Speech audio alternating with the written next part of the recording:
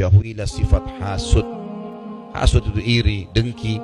Definisi lebarnya adalah cemburu melihat orang lain kenapa memiliki sebuah kelebihan dunia, fisik kah, ilmu kah, kedudukan kah, harta kah, keturunan kah, apa saja, pasangan hidup.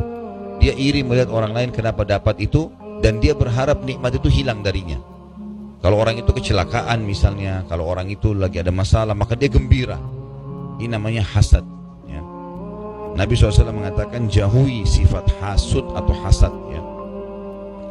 Karena hasad atau hasud itu memakan pahala kebaikan sebagaimana api memakan kayu bakar. Riwayat Abu Daud. Artinya akan hilang pahalanya. Hadis ini memberikan pelajaran kepada kita tentang bahayanya hasad itu sendiri. Sebagaimana sudah saya berikan definisinya tadi. Dan siapapun yang hasud pada orang lain dengan berharap nikmat itu hilang, kelebihan fisik kah, keturunan kah, jabatan kah, harta kah, pendidikan kah, apa saja, dia berharap orang ini kalau kena masalah dia malah gembira, ya. Maka ini berbahaya sekali. Ini akan bisa menghilangkan pahala orang itu. Bagaimana maksudnya menghilangkan pahala di sini atau membakar pahala? Sebagaimana api membakar kayu. Kita tahu kalau api membakar kayu, biasanya apinya akan padam kalau kayunya sudah keropos, sudah habis. Maka di sini maksud daripada hadis tentang masalah orang hasud dimakan pahalanya sebagaimana api memakan kayu, maksudnya adalah orang-orang yang dia hasuti akan dapat pahala dia. Jadi kalau dia banyak menghasut orang lain, sama ini dia cemburu, sama itu dia cemburu, sama ini dia cemburu, kenapa bisa, selalu cemburu dengan keadaan orang, maka ini berarti dia sedang membagi-bagi pahalanya. Makanya kita dalam Islam tidak boleh sibuk kecuali dengan keadaan kita sendiri. Masalah orang lain lakukan itu haknya orang, kenapa kita harus campurin? Gak ada urusan sama kita sama sekali. Terlebih lagi kalau yang dia lakukan adalah kebaikan-kebaikan agama. Untuk apa kita merasa cemburu dengan orang lain, ya? Ada orang lain berhasil membangun masjid, dia merasa cemburu. Atau dia merasa kenapa kok orang ini bisa lakukan, dan kalau masjidnya sedikit jemaah yang datang, nah itu kan berarti uangnya tidak halal. Atau apalah, ya, tanda hasud. Tentu ada bedanya antara hasud yang dilarang ini dengan ghibthah. Ghibthah pernah kita jelaskan. Kalau seseorang Allah berikan kelebihan, secara kelebihan dunia, fisiknya kah, keturunannya kah, hartanya kah, dan seterusnya, kemudian kita merasa cemburu, tapi cemburunya itu bukan berharap hilang dari dia.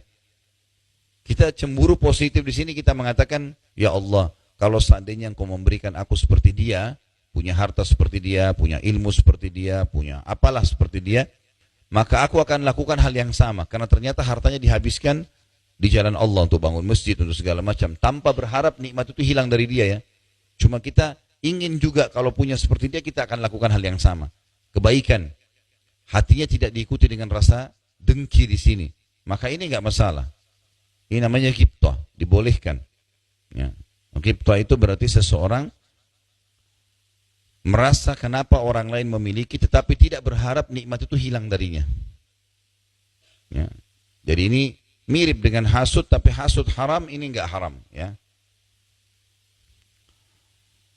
Makna yang lain daripada kalimat pahalanya akan dimakan atau hilang sebagaimana api membakar kayu, seperti makna hadis ini. Artinya seperti lafadznya. Begitu dia hasud orang, pahalanya jadi hilang. Begitu dia hasud sama orang, pahalanya jadi hilang. Bukan dikasih ke orang itu, tapi hilang sendiri. Allah SWT hilangkan. Begitu dia hasud sama satu orang, Allah tahu kadar hasudnya dia, maka Allah akan kurangi pahalanya. Jadi kalau terus saja dia hasud, misal satu orang saja, kita lihat api kalau membakar kayu, dia akan tinggal di situ apinya, ya. Dia akan bakar sampai habis kayu itu, kan. Kalaupun api itu melebar, maka yang melebar, tapi yang membakar di titik itu dia akan terus membakar sampai habis. Maksudnya, kalau seseorang pun menghasuti satu orang saja, terus saja orang itu yang dia cemburuin sama dia. Terus orang itu yang dianggap kenapa, terus dia bertanya. Maka bisa saja ini tiap hari menghabisi pahalanya, selalu. Walaupun pahala itu tidak diberikan kepada orang yang sedang dia hasud. Ini makna yang kedua. Dan tentu dua-dua makna adalah makna yang baik, makna yang agung dalam masalah hadis ini.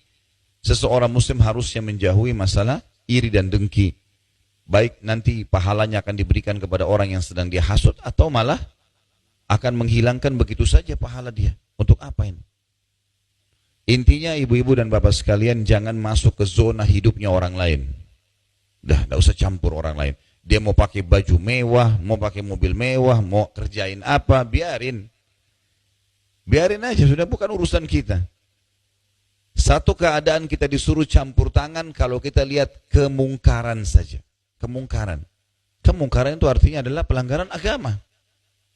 Kalau dia pelanggaran agama, dia mabuk pinggir jalan, gitu kan? Mungkin bisa. Atau dia mencuri. Nah, ini kita boleh campur tangan di sini, kita ingkar mungkar. Tapi selain daripada itu, orang punya kelebihan fisik, kulitnya kah, wajahnya kah, rambutnya kah, keturunannya kah, pasangannya kah, mobilnya kah, segala macam. Enggak urusan sama kita. Tapi kita boleh di sini minta, ya Allah karuniai saya seperti dia. Tanpa berharap hilang. Yang tadi kita sudah katakan namanya ghibthah.